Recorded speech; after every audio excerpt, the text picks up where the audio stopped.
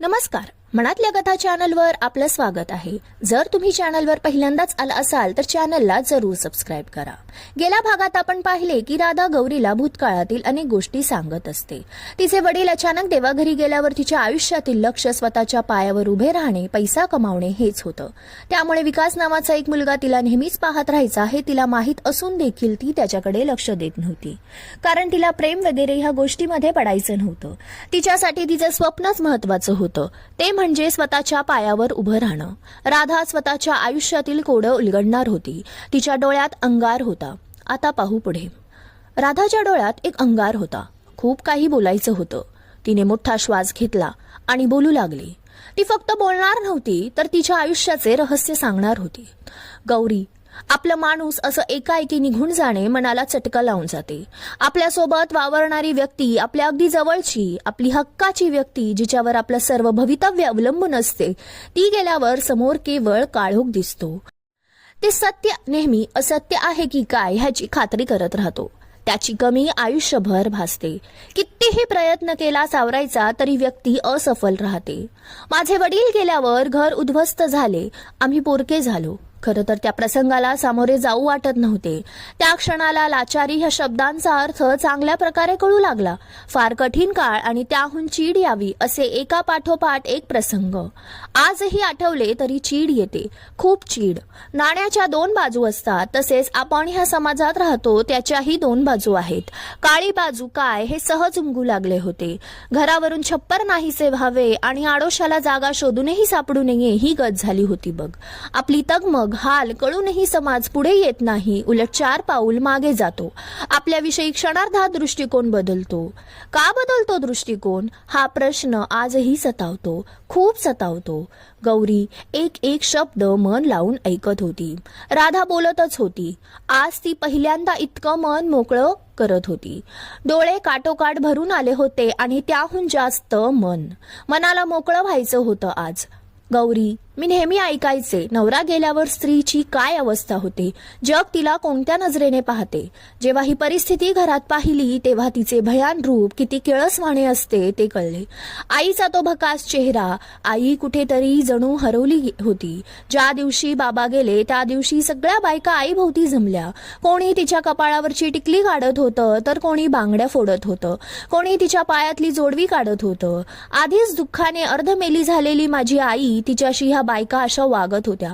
अशा वेळी देखील भावनाशून्य होतात का माणसे? हे असे वागताना त्यांना काहीच वाटत नाही का? जेव्हा माझ्या आजीने पाहिले तेव्हा तिने त्या बायकांना रोखले. तिच्या आवाजाने बायका घाबरल्या. आजी म्हणाली, माझी लेक सौभाग्याचे दागिने आयुष्यभर मिरवणार. तिच्या अंगाला कोणीच हात लावायचा नाही. काही बायका मागे सरकल्या. काही बायकांनी तोंडवाकडी केली. काहींना आजीचे कौतुकही वाटले. मी हा प्रकार पाहत होते. मला तेव्हा माझ्या आजीचे प्रसंगावधान पाहून अभिमान वाटला. मला माझी आई आधी जशी राहत होती तशीच पाहिजे होती. ती बाबांच्या आठवणीने व्याकुळ झाली होती. रक्ताचे नातेवाईक देखील आम्हाला लांब ठेवू लागले. त्यांना भीती होती की आम्ही त्यांच्यावर ओझं बनून राहू. मी, माझा दादा माझ्या आईच्या माहेरी गेलो. आजीला वाटत होतं आई आणि आम्ही नातवंड थोडे दिवस त्यांच्या जवळ राहावे, जेणेकरून दुःख हलके होईल. आम्ही गेलो. त्या दिवशी आजीच्या घरात वेगळीच वागणूक मिळाली. मामीला आम्ही गेलो ते अजिबात आवडले नाही. तिच्या चेहऱ्यावरून स्पष्ट दिसत होते. त्या घरात आम्हाला उचलून फेकल्यासारखे झाले. 4 दिवस झाले आणि मामा मामीमध्ये कडाक्याचे भांडण झाले. त्यांचा आवाज बाहेर येत होता. सारे स्पष्ट ऐकू येत होते. मामा म्हणत होता, ती काही कायमची राहणार नाही. तिचे दुःख हलके व्हावे म्हणून आणले आहे. ती सावरली की जाईल. कोणास ठाऊक कधी सावरेल तुमची बहीण. मी काही कोणाचे करत बसणार नाही. ज्याला त्याला कळायला पाहिजे. उगाच बोट दिले तर हात नको धरायला. एकदा आरामात खायची सवय झाली तर ती काही बदलत नाही. तुम्ही सांगा आता त्यांना त्यांच्या घरी जायला. आजीला हे सर्व ऐकून राग आला. तिला अजिबात सहन झाले नाही. ती तडक उठली.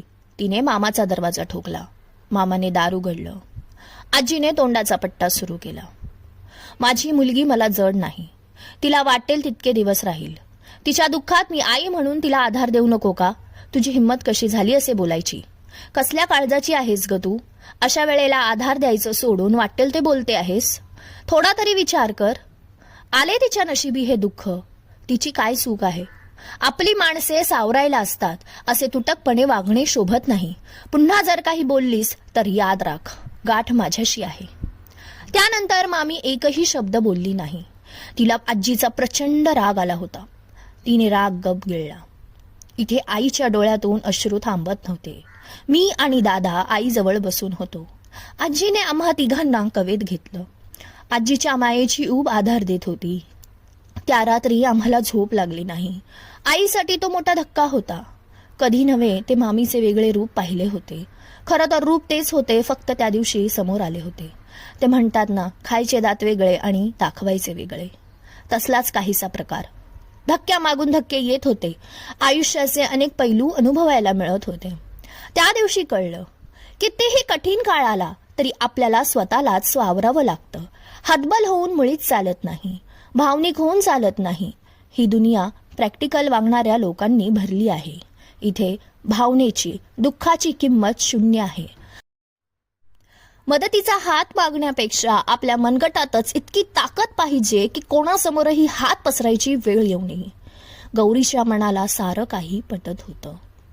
क्रमश. लेखिका अश्विनी ओगले. तुम्हाला हा भाग कसा वाटला कमेंटमध्ये जरूर कळवा. आणि कथा आवडली असेल तर चॅनलला सबस्क्राईब करायला विसरू नका. लाईक, कमेंट, शेअर करा. लवकरच भेटू पुढच्या भागात. धन्यवाद.